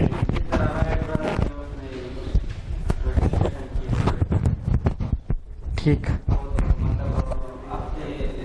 मतलब रिच होने के लिए नहीं करते थे, मतलब लोग के लिए करते थे। सही, आपने क्या आइडिया? सर इसमें ये था कि भी काम करने आपने इन्वायरमेंट को स्टडी करके इस हिसाब से आगे चलना है, मतलब आपने आउटसाइड भी देखना है और इनके साथ भी देखना है। ठीक, आमिर। वर्ड में सर पीपल आता है जो उसके नीड होता है, और वाई जो है सर उसमें जो उसके गोल होते हैं, रिजल्ट जो होते हैं, पर्पस जो होते हैं, और खाओ सर वो जो पीछे करते हैं। सही है। आपका नाम फजल है? फजल, क्या समझ आई इससे?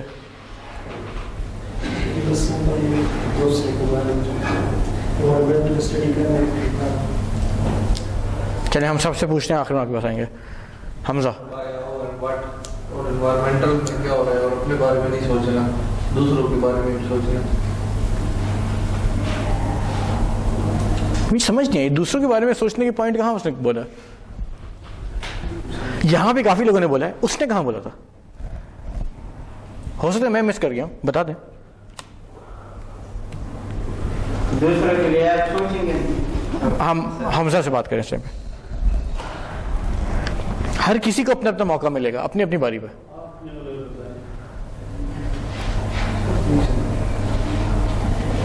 नहीं हो सकता बोला, आप ठीक कह रहे हो, मैंने ना समझाओ। और क्या समझा आपने इससे?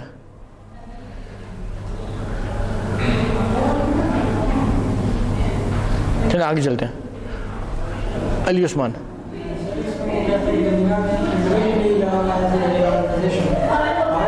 ये जानता है कि मैं क्या कर रहा हूँ, और उसमें से कुछ लोगों को पता होता है कि ये किस तरह किया जाता है, जो टीम किसी ऑर्गेनाइजेशन में मुख्तलिफ काम करते हैं, लेकिन बहुत कम लोग इस बात पर ध्यान देते हैं कि आप लोग ये काम क्यों कर रहे हैं, इसके पीछे रीज़न क्या है, जैसे पर्पज क्या है। उसमें तकरीबन 5 to 10% लोग हैं जो इस बात पर ध्यान देते हैं कि हम लोग ये काम क्यों कर रहे हैं। प्रॉफिट हमारा मेन मकसद है कि इसके अलावा और भी कुछ चीज़ हमारी मकसद है। जबरदस्त। और जो ध्यान देता है कि हम क्यों कर रहे हैं, उसके साथ क्या होता है? उसके साथ क्या होता है? उसके मुताबिक जो ध्यान देता है वो ही सक्सेसफुल जिंदगी में उसके चांसेस ज़्यादा होते हैं। जैसे उन्होंने एप्पल की मिसाल दी। एप्पल क्या एग्जाम्पल थी? एप्पल एक कंपनी है, बेसिकली ब्रांड है, ठीक है। आईफोन है, लैपटॉप है, उसने प्रॉफिट के लिए कारोबार किया, उसने जो है हाई क्लास उसको उसने टारगेट किया, ठीक है। अपर क्लास ही में भी कस्टमर गए मुझे प्रॉफिट कमाना है, मैंने अपर क्लास को क्या कहते हैं टारगेट किया। सही, आप पटरी पे बिल्कुल सही चल रहे थे, आखिर में आके ना वो कोई आपकी बोगी कोई डिसलोकेट हो या पूरी की पूरी ट्रेन आपकी उतर गई। बहुत करीब थे आप। दोबारा एक और ट्राई लेते हैं। एप्पल की क्या बात की उन्होंने? दोबारा बता दें, क्या समझाई? सर ये मुख्तलिफ ब्रांड है, मोबाइल है, लैपटॉप, एक और कुछ नाम है, आईपैड लगाई थी एप्पल पर, लेकिन आर्टिफिशियल कस्टमर जो है वो मोबाइल भी यूज करना पसंद है, लेकिन वो कंप्यूटर है वो कम लोग इस्तेमाल करते हैं। हमारी उसकी थोड़ी सी डिफिकल्ट यूज है। चले हम आगे चलते हैं। ठीक है, आपने काफ़ी हद तक चीज़ें सही बताई, थोड़ा सा एंड पे आके डिट्रैक हो गए। सर 3 सर्कल बताएंगे, इसमें 3 क्वेश्चन। वाई का पर्पस क्या है, मकसद क्या है काम करने के लिए, ठीक, और प्रोसीजर कैसे हो, कैसे हम एग्जीक्यूट कैसे करना है काम, ठीक, व्हाट मतलब क्या करना क्या है, ठीक, इसका सही मिसाल इसके दिमाग की जो भी 3 लेयर्स में बताएंगे उसकी। ठीक। हर लेयर का प्रोसेस होता है, कोई इमोशन मुतालिक है, कोई डिसीजन मेकिंग में सेंट्रल क्वेश्चन जो है। सही,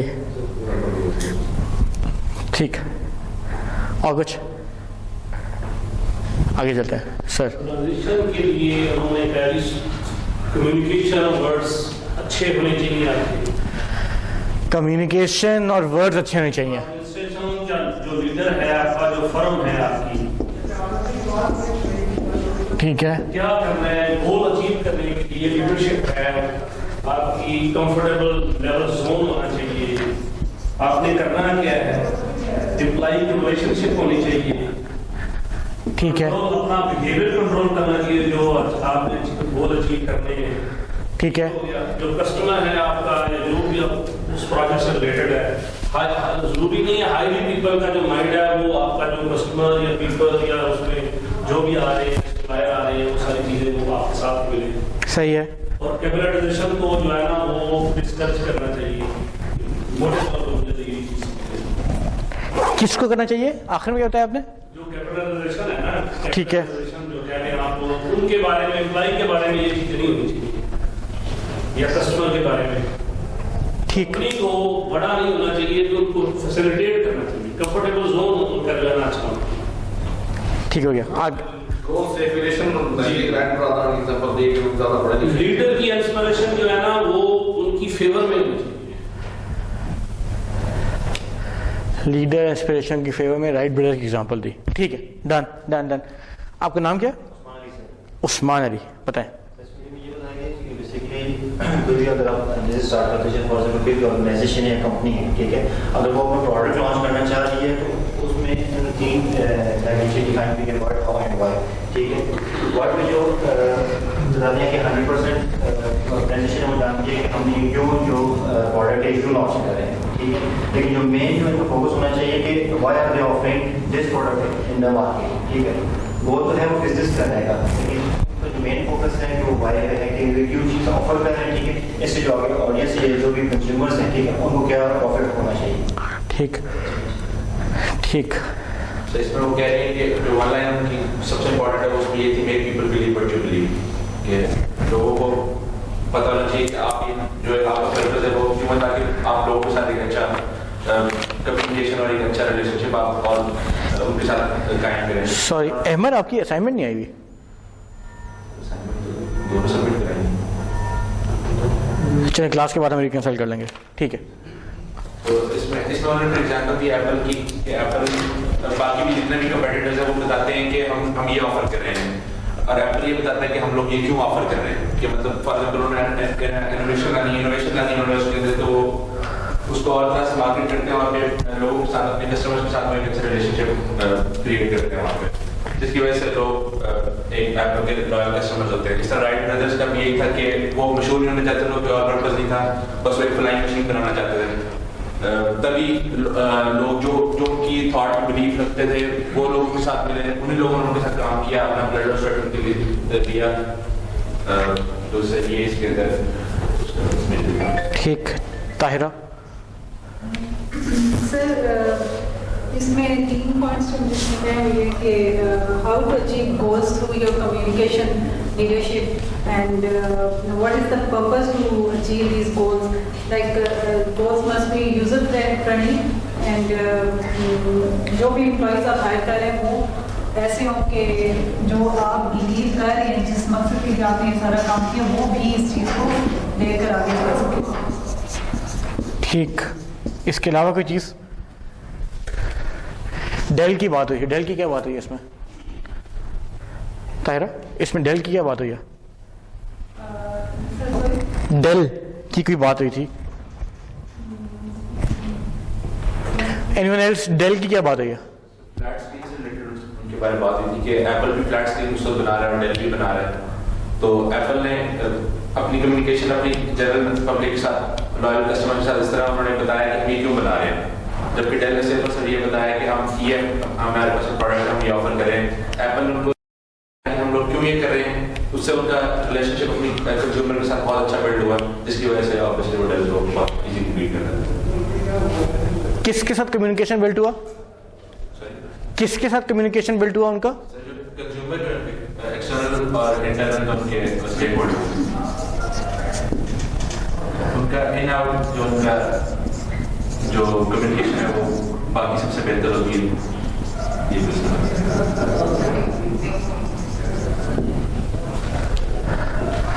ये एक और बात मुझे याद जी, मार्केट पोजीशन जो है ना वो इजी होनी चाहिए, वो भी एक बीच में उन्होंने करा। मार्केट पोजीशनिंग के लिए वो जो उनका गोल अचीव करने के लिए जो उनको इजी एक्सेस होनी चाहिए।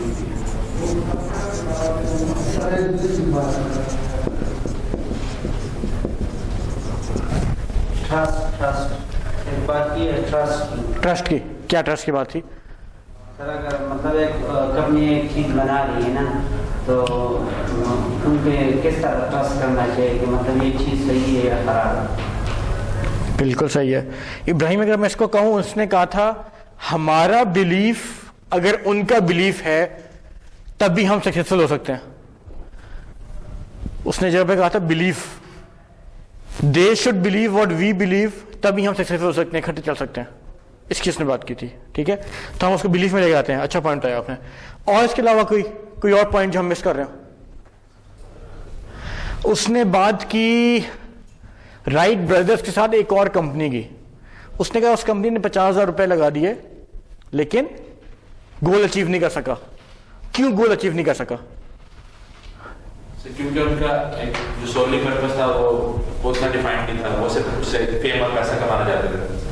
तो उसके पीछे उनका मतलब उनका दिल उस तरफ नहीं था, वो सिर्फ वो उनका पर्पस जो है वो एक नाम कमाना ही था।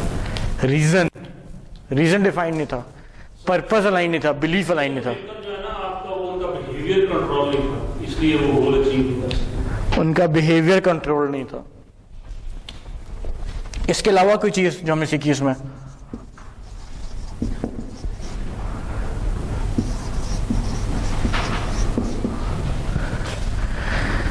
इसके अलावा कोई चीज जो समझ आई हो? आपका नाम क्या? हमीदुल्लाह। हमीदुल्लाह, मुझे बताएं कि सबसे आउटर मोस्ट सर्कल में क्या लिखा जाता है?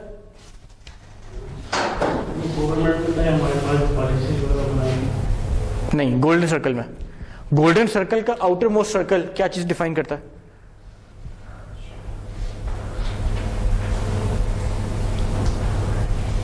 चलें कोई और सर्कल बता दें। इनर मोस्ट क्या कहता है? उसने सर्कल बनाया था ना अपने चार्ट पेपर पे, उसने गोल्डन सर्कल बनाया था। उस सर्कल में मल्टीपल लेवल्स को मल्टीपल नाम दिए थे उसने। वो लेवल क्या थे? पहला लेवल क्या था? हाँ ठीक है। वाई कहाँ पे था प्लेस्ड? सेंटर में वाई था।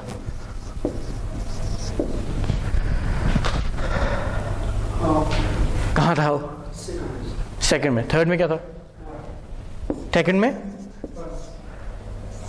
थर्ड में व्हाट था?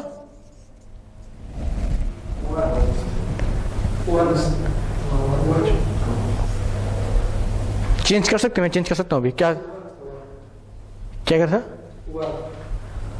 नहीं समझ आई मुझे। व्हाट? वर्क।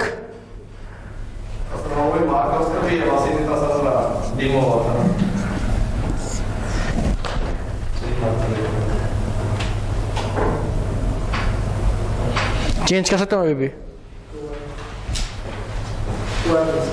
व्हाट है? वर्क है। वर्क को मैं कह दूं ये था। और क्या समझ आया आपको इसमें से? जितना हमें साथियों ने बताया है इसमें से क्या कुछ समझ आया आपको?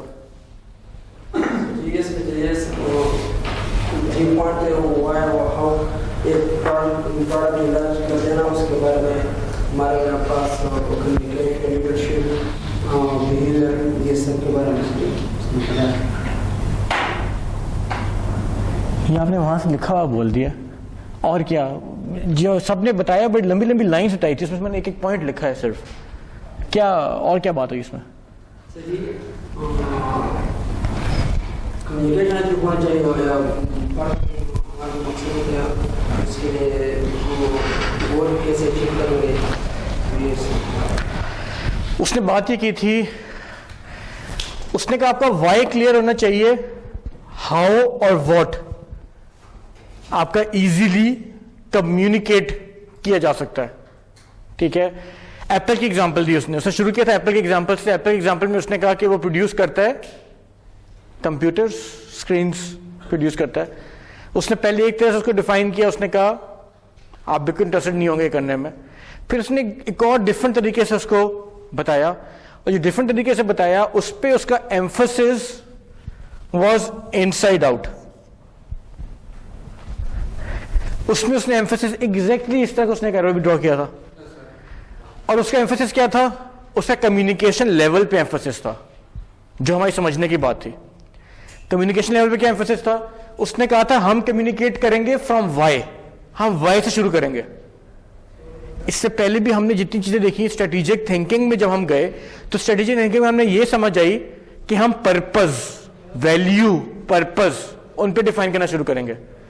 इधर भी उसने ये बात की, उसने कहा राइट ब्रदर्स का पर्पस क्लियर था, उनका वाई क्लियर था, इसलिए वो कम्युनिकेट अच्छा कर सके और इवन स्वेट पे लेबर ले आए जिनको वो पैसे नहीं पे कर रहे थे, बट दे पीपल न्यू कि they had something to achieve. उनका वाई इज वेरी क्लियर।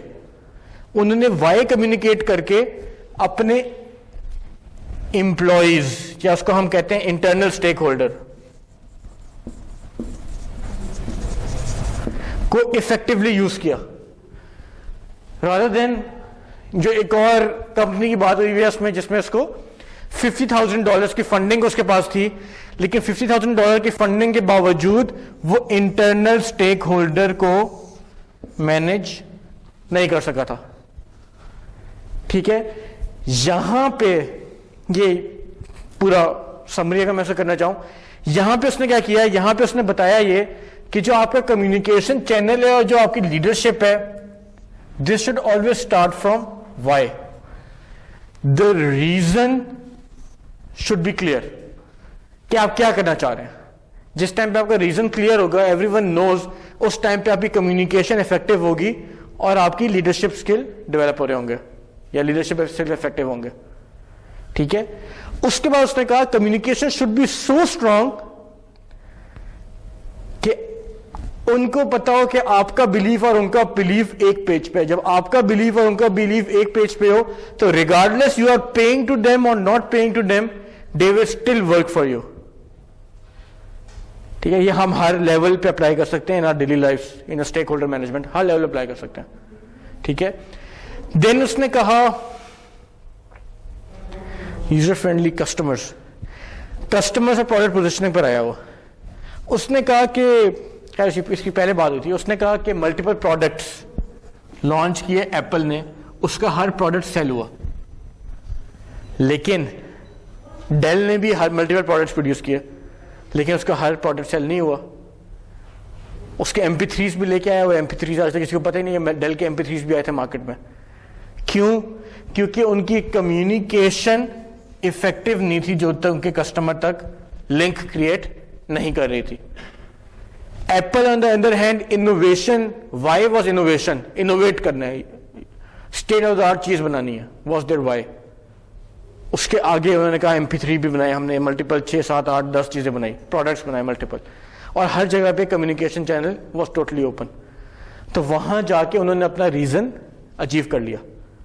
ठीक है, इस सारी, अगर हम इस सारी एग्जांपल्स को देखें तो इसमें मल्टीपल स्टेक होल्डर्स हर लेवल पे मौजूद है, customers, employees, internal stakeholder और किस्म के, फाइनेंसर फॉर दैट मैटर, हमारी कंपनी इन इटसेल्फ, उन सबको मैनेज करने का इसमें एक तरीका बताया हुआ है कि आपका तरीका क्या है, और एक जनरल अप्रोच बताई हुई है कि आपकी अप्रोच कैसी होनी चाहिए हर चीज की तरफ। जिस अप्रोच को थोड़ी देर पहले हम पढ़ रहे थे, इनसाइड आउट व्यू का हमने बात की थी कि अब जो स्ट्रेटेजिक थिंकिंग या स्ट्रेटेजिक कम्युनिकेशन के मॉडल्स जो हैं वो इनसाइड आउट अप्रोच पे जा रहे होते हैं। डिसीजन मेकर पे जो कंट्रोल बिहेवियर है उस पे क्या इम्पैक्ट हो रहा है? बिल्कुल, उसमें एक बात दोबारा बोलें, डिसीजन मेकर का जो बिहेवियर है, कंट्रोल बिहेवियर जो कह रहा है, उसका क्या इम्पैक्ट होता है फर्म पे या एम्प्लॉई पे या? अच्छा, डिसीजन मेकर को उसने लिंक किया था बिलीफ के साथ। उसने कहा था अगर आपका बिलीफ उनका बिलीफ है जो आपके लिए काम कर रहे हैं, तो आपका जो बिहेवियर है वो अलाइन हो जाएगा या वो कंट्रोल्ड बिहेवियर में कन्वर्ट हो जाएगा। उसकी वो बात की थी उसने, जहां पे उसने बोला था कि if our belief is their belief, वो वाली बात उसके रेफरेंस उसने की थी।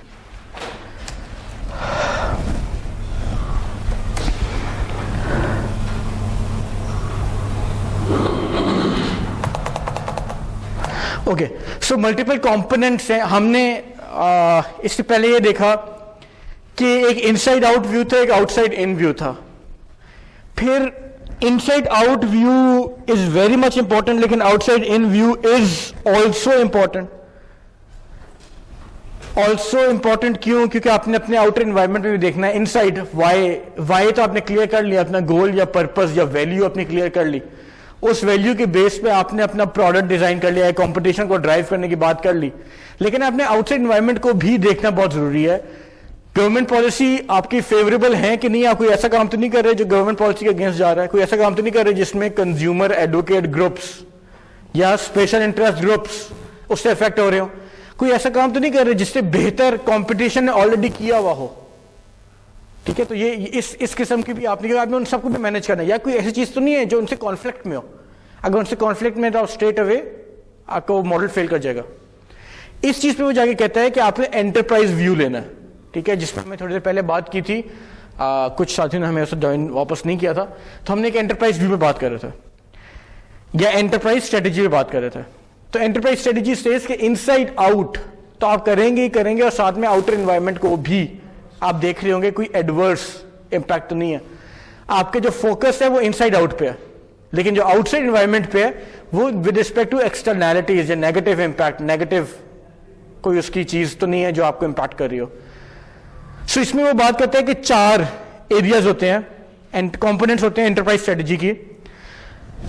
सबसे first and foremost is purpose and value. इसकी हमने बात की, वाई से समझा हमने राइट ब्रदर्स से समझा इस बात को, हमने एप्पल के एग्जांपल समझा इस बात को, उससे पहले ग्रामीण बैंक की बात की हमने वॉलमार्ट की बात की। जितनी एग्जांपल हमने स्टडी की, सबका कोई पर्पस था, कोई वैल्यू था जो वो दे रहे थे। वैल्यू इन एनी केस होगी, लेकिन उनका पर्पस डिफाइंड था, और इनका पर्पस इट्स स्पोकन आउट, तो हम इजीली कह सकते हैं इनका पर्पस क्या था, किस वजह से ये लोग उसमें ऑपरेट कर रहे थे। अगर आप में से किसी को जो हमारे पास हार्ले डेविडसन है उसका किसी को हिस्ट्री पता है, तो हार्ले डेविडसन किस कंज्यूमर सेगमेंट के लिए इंट्रोड्यूस की गई थी और फिर उसी कंज्यूमर सेगमेंट में रन करती गई थी, वो एक चलिए हम उसको नेक्स्ट इस एग्जांपल को हम नेक्स्ट क्लास में डिस्कस करेंगे। हो सकता है मैं इसके ऊपर केस स्टडी भी ले आऊँ नेक्स्ट क्लास के लिए। वो that was a very good thing, अपने कम्युनिकेशन को कैसे उन्होंने चैनलाइज किया था। अच्छा, तो पर्पस एंड वैल्यूज को आप देखते हैं, उसके बाद आप स्टेक होल्डर और प्रिंसिपल्स को देखते हैं। अब हमने बात की थी 2 चीजों की, मैंने अभी बात की कि हमने इनसाइड आउट व्यू लेना है, लेकिन आउटसाइड एनवायरनमेंट को भी देखना है कि उस आउटसाइड एनवायरनमेंट से कोई चीज कॉन्फ्लिक्टिंग इंटरेस्ट में तो नहीं है। तो हम अपने स्टेक होल्डर्स को देख रहे हैं, साथ में प्रिंसिपल को देख रहे हैं, कोई ऐसा प्रिंसिपल तो नहीं जिसको निगेट कर रहे हो। अगर निगेट कर रहे हैं तो we need to readdress our why, we need to readdress our goal, our purpose, our values, ठीक है? फिर वो कहते हैं कि जब ये सब कुछ हो गया तो आप सोसाइटल कॉन्टेक्स्ट में भी देख रहे हैं और रिस्पॉन्सिबिलिटी में भी देख रहे होते हैं। For example tobacco producing company है, वो टोबैको प्रोड्यूसिंग कंपनी जो है पर्पस और वैल्यू भी उसकी क्लियर होगी, उसके स्टेक होल्डर और प्रिंसिपल से कोई कॉन्फ्लिक्टिंग मेजर चीजें ना भी हो, लेकिन सोसाइटल कॉन्टेक्स्ट एंड रिस्पॉन्सिबिलिटी में वो लैक कर रही होगी। तो उसको ओवरकम करने के लिए वो क्या चीजें करते हैं, कुछ ना कुछ एस्पेक्ट्स उसके भी होंगे। So what ever you do is with in the ethical leadership framework, इसके अंदर रहते हैं, लाइक करते हैं। ये 4 कंपोनेंट्स जो हैं इसको हम नेक्स्ट क्लास में डिटेल में स्टडी कर रहे होंगे, एंड विल लुक इनटू के पर्पस वैल्यू हम कैसे जा रहे होते हैं, हम स्टेक होल्डर प्रिंसिपल को कैसे कर रहे होते हैं, मल्टीपल चीजें, इसको हम नेक्स्ट क्लास में करेंगे। अभी शायद टाइम हमारे पास इतना ना हो कंप्लीट करने का। What I expect from you people, मैं इसको स्लाइड्स और कोर्स मटेरियल इन दोनों चीज़ों को मैं अपलोड कर दूंगा, and what I expect is कि आप नेक्स्ट क्लास में इसको पढ़ के आएंगे, और नेक्स्ट क्लास में हम इसको डिस्कशन मोड में कर रहे होंगे, ठीक है? साथ में हम एक क्विज कर लेंगे नेक्स्ट क्लास में।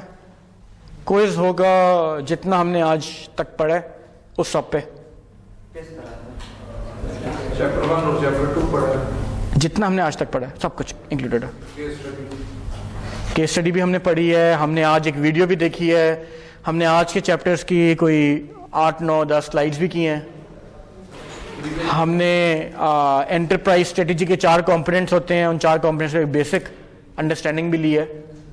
Each and everything what has been discussed आज के क्लास तक उस सारे पे क्विज की 2 चॉइसेस हैं, मैं चॉइस दे देता हूँ। पहला क्विज है तो आप लोगों की चॉइस है। मुझसे इब्राहिम ने पूछा किस किस्म का होगा क्विज। पहले क्विज में चॉइस ये है आपके पास कि इट कैन ईदर बी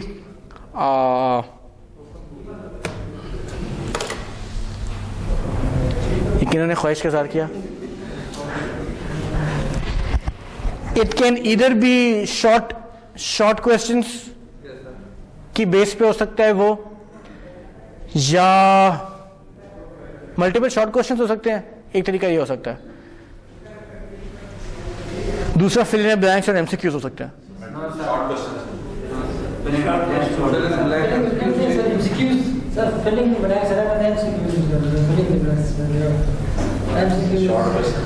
कौन कौन है जो शॉर्ट क्वेश्चंस के हक में है? 1 2 3 4 5 6 7। कौन कौन है जो एमसीक्यूज और फिल इन द ब्लैंक्स के फेवर में? 1 2 3 4। आपको 3 और लोग चाहिए टाई करने के लिए। 50-50। कौन है जो कहते हैं 50-50 होना चाहिए? आप लोग के ऊपर आज पहला क्विज इस दफा मैं आप लोगों की मर्जी कर लूंगा। पिछली और दूसरी क्लास में कौन है? आपने कल क्लास थे? आप कल क्लास में थे? आप थे कल क्लास में? कल वाला कुछ अच्छा था, उसमें मैंने सब कुछ दिया था।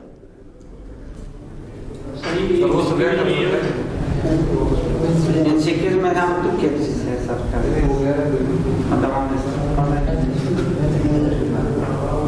तो बताएं फिर क्या करना है? 50-50 कर सकते हैं। 50-50 के हाथ में कौन कौन है?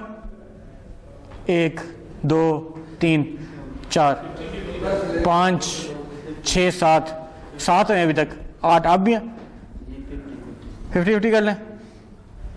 50-50 चलेगा। 50 साल हो गया आपकी इतनी उम्र में। जो 3-4 लोग थे जिन्होंने हाथ नहीं खड़ा किया था,